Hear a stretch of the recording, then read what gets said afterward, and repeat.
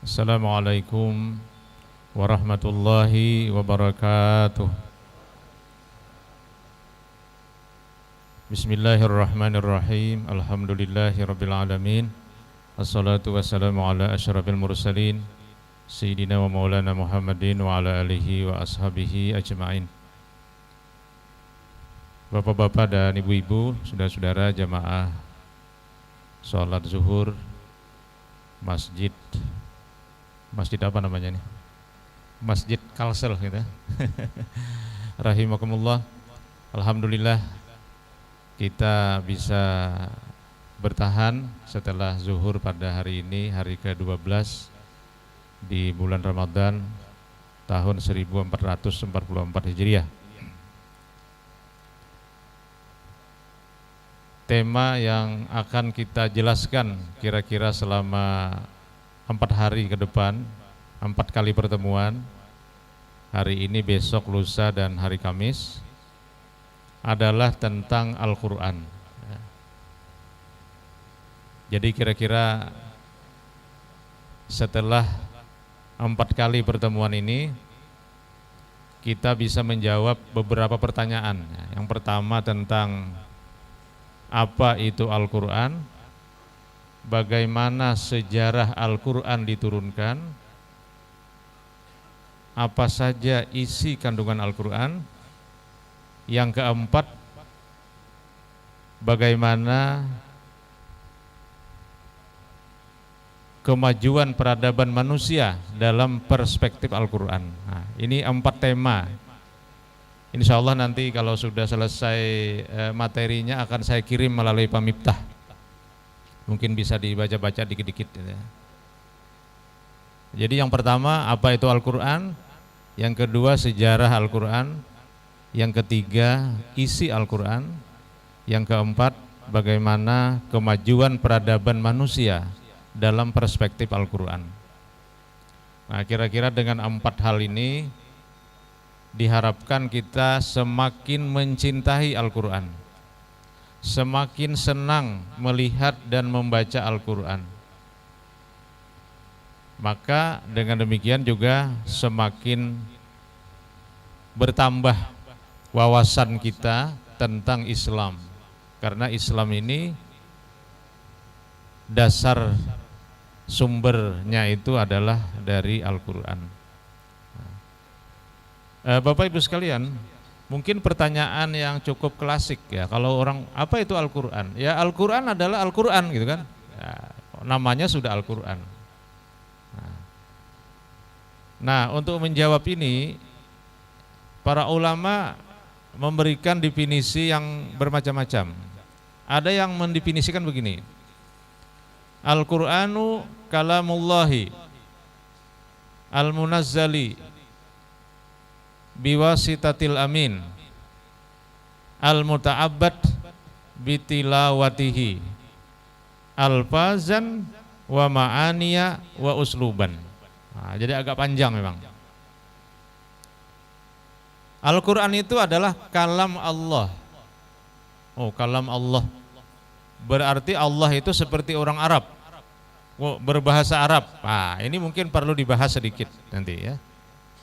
Tapi pada prinsipnya Al-Quran kalamullah. Al-Quran adalah kalam Allah. Nanti kita akan lihat bagaimana para ulama menjelaskan pada satu sisi Allah itu tidak sama dengan manusia, pada sisi lain Al-Quran itu menggunakan bahasa Arab. Berarti kok sama dengan orang Arab? Berarti apakah Tuhan orang Arab?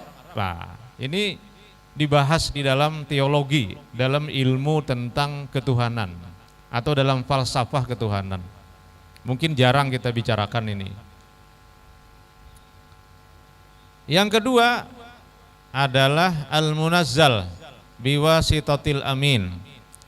Dia diturunkan melalui Jibril, melalui malaikat. Siapa itu malaikat? Nah, nanti kita jelaskan sedikit. Apa bisa kita bersahabat dengan malaikat? Nah, kan kadang-kadang ada orang mengaku sakti bersahabat dengan malaikat. Nanti kita coba jelaskan sedikit. Al-muta'abbad bitilawatihi. Yang ketiga, Al-Quran itu kalau dibaca dia menjadi ibadah. Yang keempat, Al-Quran itu alfazan wa ma'aniya wa usluban, mengandung tiga hal. Yang pertama adalah lafaznya, teksnya, ya, kalimatnya, redaksinya. Yang kedua ada maknanya, makna bukan terjemah ya, makna itu kandungan. Ya, kalau terjemah itu kan merubah bahasa dari satu bahasa ke bahasa lain, itu terjemah namanya. Kalau makna itu kandungannya. Nah, yang ketiga adalah wa usluban. Al-Quran itu memiliki uslub. Uslub itu gaya bahasa. Ini nanti terkait dengan tradisi masyarakat Arab pada saat Al-Quran diturunkan, yang mereka sangat ahli dalam membikin syair. Sampai sekarang orang Arab itu pandai bersyair. Syair-syair maulid yang sampai ke kita itu umumnya dari Jaziratul Arab, umumnya dari Yaman.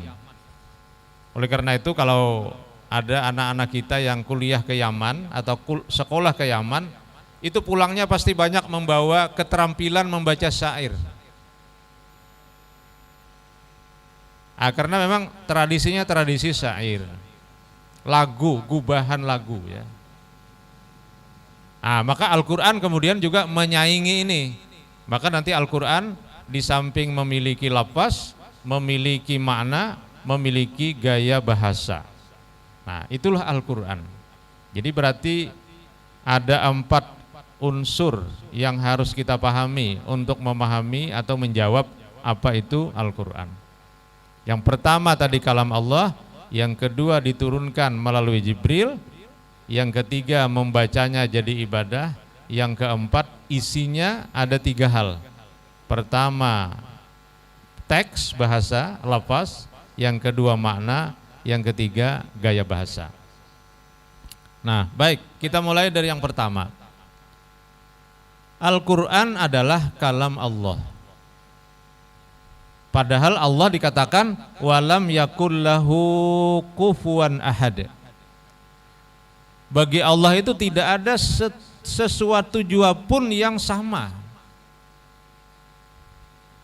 Nah, jadi bagaimana kita menjawab suatu pertanyaan bahwa Al-Quran itu kalam Allah, padahal Al-Quran itu dengan bahasa Arab?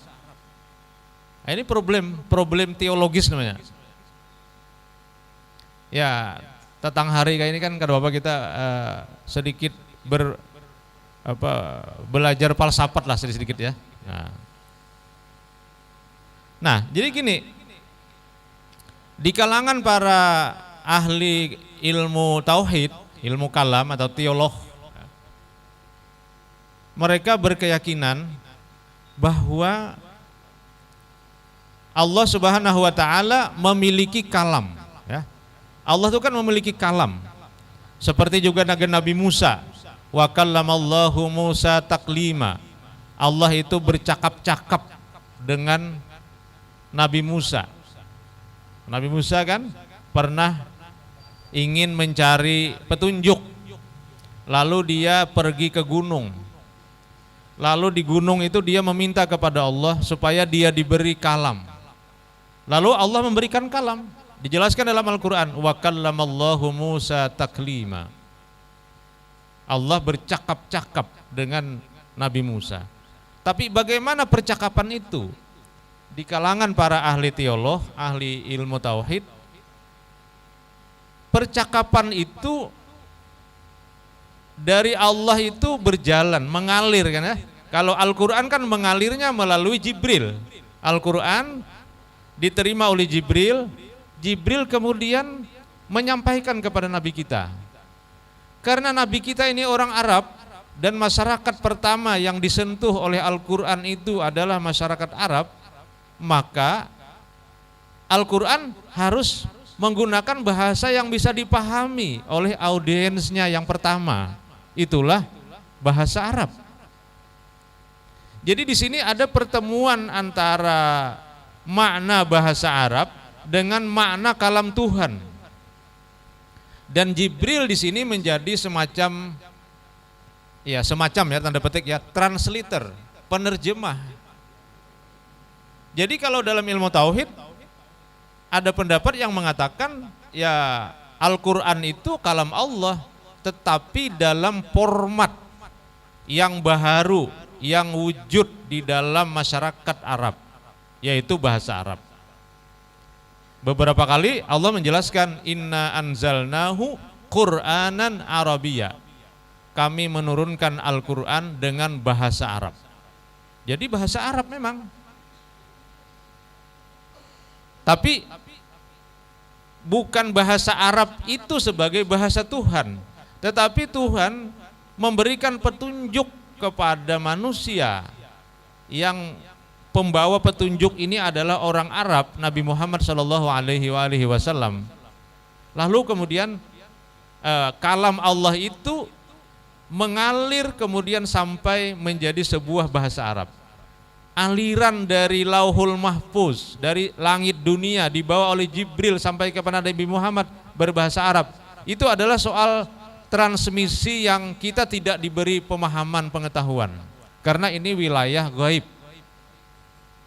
Meta science bahasa Arabnya, bahasa Inggrisnya meta science, ilmu gaib.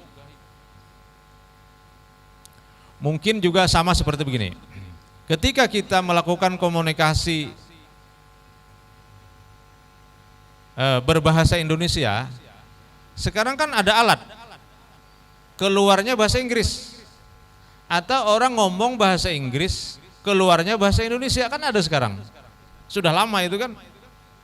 Nah, berarti kan ada satu aliran di dalam, ya katakanlah itu dalam sesuatu yang gaib, walaupun sebenarnya kalau soal transliterasi ini kada gaib sebenarnya, ya, karena itu antara materi dengan materi, antara seseorang yang ngomong dengan bahasa Indonesia dengan orang yang mendengarkan keluarnya bahasa Inggris, yaitu sama-sama materi kan, tapi di tengah itu kan terjadi satu proses penerjemahan yang tidak bisa kita lihat karena menggunakan aplikasi. Nah, itu mungkin sedikit gambaran. Tapi kalam Allah yang tidak berhuruf, tidak bersuara, tidak merupakan sebuah bahasa manusia, itu kemudian mengalir turun, nah, sampai kepada Nabi kita. Itu kan mirip, sama juga seperti hujan yang turun kemudian sampai ke tanah, air itu akan berubah kan? Ada yang berubah menjadi pepohonan, ada yang berubah menjadi makhluk-makhluk hidup, ya, bakteri-bakteri dan seterusnya. Jadi terjadi proses di situ. Itulah yang disebut dengan anzalna, inna anzalnahu, kami menurunkan. Kata-kata kami itu bukan berarti Allah itu banyak, tapi itu menunjukkan ada proses yang melibatkan pihak lain. Dalam hal ini adalah Jibril alaihi salam. Nah, itulah Al-Quran ya. Nanti akan kita dalami mungkin besok kaitannya dengan sejarah. Nah, hari ini kita coba selesaikan definisi ini dulu. Nah, oleh karena itu Al-Quran tetap disebut kalam Allah. Tetap disebut kalam Allah, bukan kalam Arab, bukan.